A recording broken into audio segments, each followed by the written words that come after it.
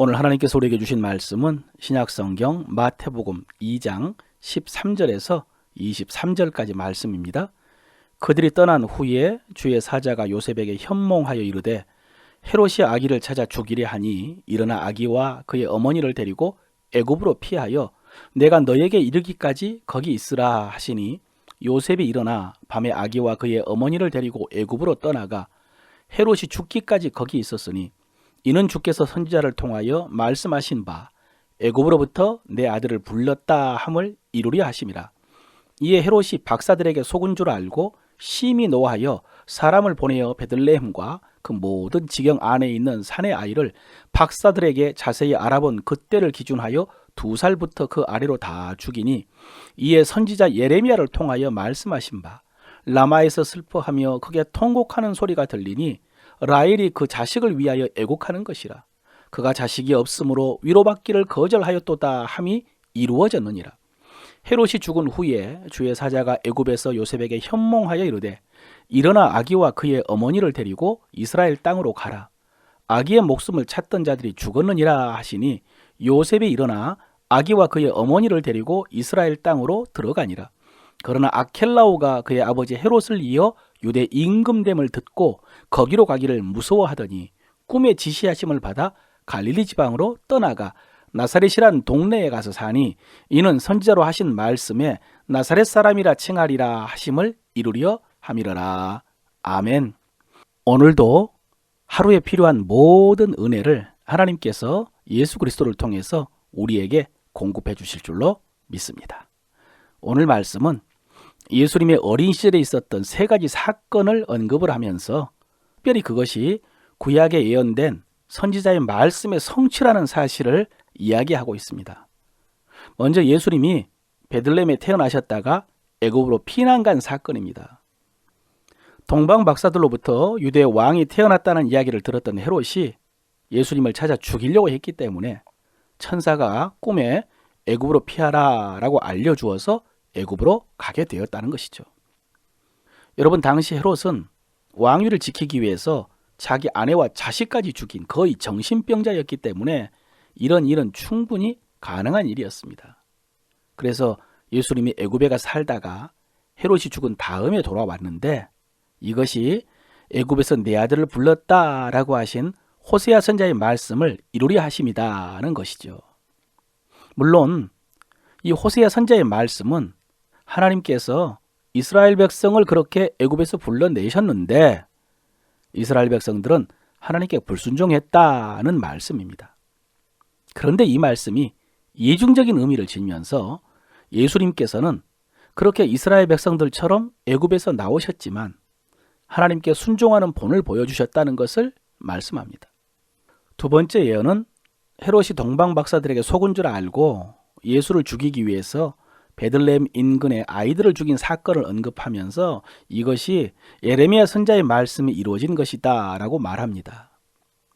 예레미야 선지자는 야곱의 아내 라헬이 베냐민을 낳다가 베들레헴 근처에서 죽었는데 그가 자식 때문에 울부짖은 것처럼 이스라엘 백성들이 포로로 잡혀가면서 그 어미들이 울부짖을 것이다 라는 말씀을 전했습니다.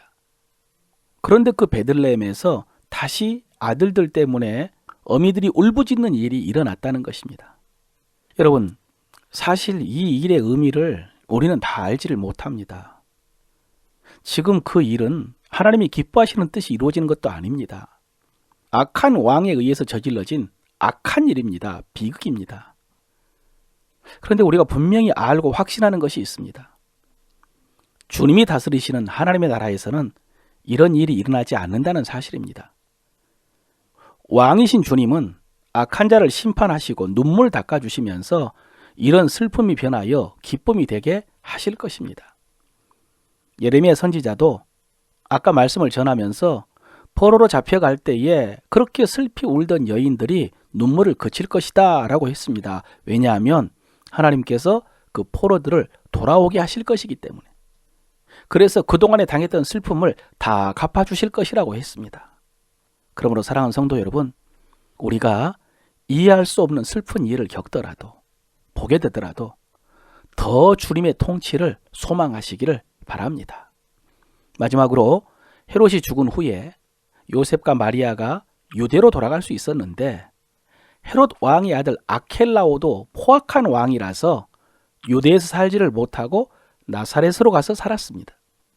그런데 이것도 선지자로 하신 말씀에 나사렛 사람이라 칭하리라 하심을 이루리 함이라 라고 했습니다. 여러분, 방금 그 말씀을 보면 어느 선지자의 말씀에 예수님이 나사렛에서 자랄 것이라는 말씀이 있는 것 같습니다. 예수님이 베들레헴에 태어날 것이 예언된 것처럼 나사렛에서 자랄 것이라는 예언이 있는 것처럼 느껴집니다. 그런데 여러분, 구약 성경 어디를 찾아보아도 그런 말씀은 없습니다. 아예 나사렛이라는 지명이 없습니다. 그럼 나사렛 지명이 나중에 신약이 바뀐 것이냐? 여러분, 그것도 아닙니다.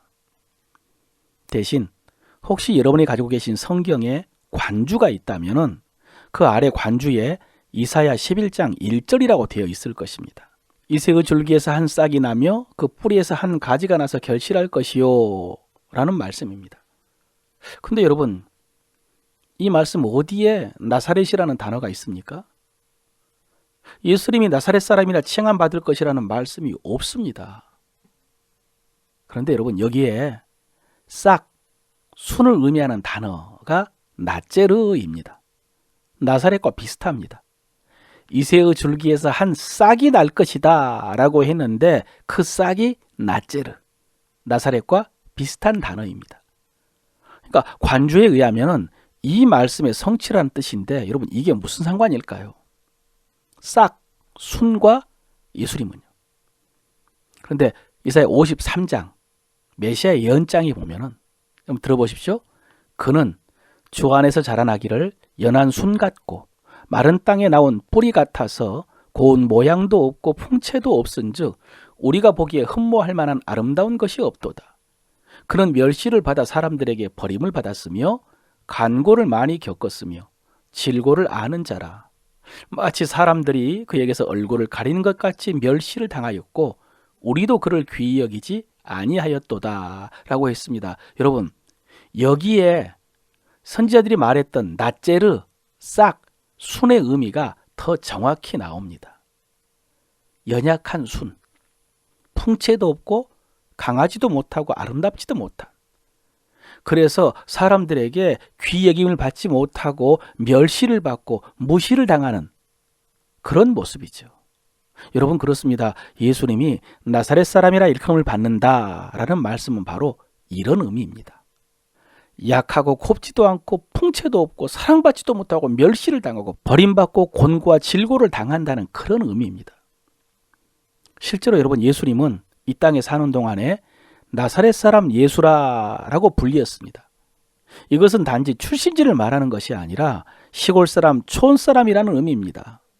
나중에 빌립이 나다나엘에게 예수님을 소개할 때에 나사렛 예수다라고 하자 나다나엘이요, 나사렛에서 무슨 선한 것이 나오겠느냐라고 한 말이 정확한 의미입니다.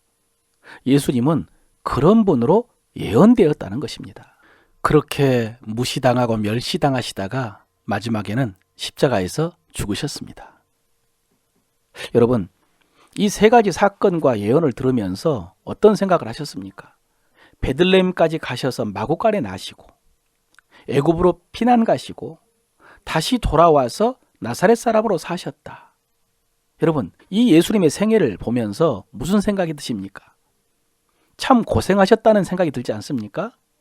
참 힘든 삶을 사셨구나.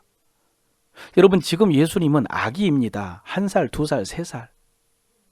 이때 이런 일을 당하셨을 때 여러분, 예수님께서 아셨을까요? 자의식이 있었을까요? 그 어린 나이에 나는 하나님의 아들이다, 지금 이런 말씀이 이루어지고 있다, 그러니 괜찮다, 여러분, 이런 생각을 하셨을까요? 아니요, 전혀 그렇지 않습니다. 예수님은 한 아기로 아무것도 모른 채 이런 일을 다 겪으신 것입니다. 사실 부모가 더 고생을 했겠죠. 여러분, 이런 예수님의 어린 시절이 누구와 비슷합니까? 우리의 삶과 비슷하지 않습니까? 아니, 똑같지 않습니까? 우리들도 살면서 많은 고난을 겪습니다. 우리 삶에 무슨 일이 일어나고 있는지도 모르면서 고난의 삶을 삽니다. 언제 끝날지, 이게 무슨 의미가 있을지 잘 모릅니다. 그리고 우리도 나사렛 사람처럼요, 귀히 여김을 받지 못합니다. 아무리 스스로 잘난 체 해봐야 사실은 자격지심이고요, 잘나지 못했습니다. 약하디 약하고, 무시당하고, 괄시당하고, 고난당합니다. 생각하면 생각할수록 서글픈 인생입니다. 주일날 주셨던 말씀처럼 나그네 인생이고 외국인과 같은 인생입니다. 그런데 여러분, 우리 주님도 그렇게 사셨답니다. 우리 주님도 그런 일을 다 겪으셨답니다. 그래서 우리 주님이 우리의 형편을 아시고 우리의 마음을 아시고 그리고 지금도 우리와 함께 하십니다. 고난당하고 어려움당하고 슬픔당하고 고통당할 때 주님이 우리와 함께하고 계십니다. 사랑하는 성도 여러분, 그러니 혼자라고 생각하지 마십시오. 나만 겪는 고난이라고 힘들어하지 마십시오. 대신 히브리서 기자를 통해 주시는 말씀을 들으십시오.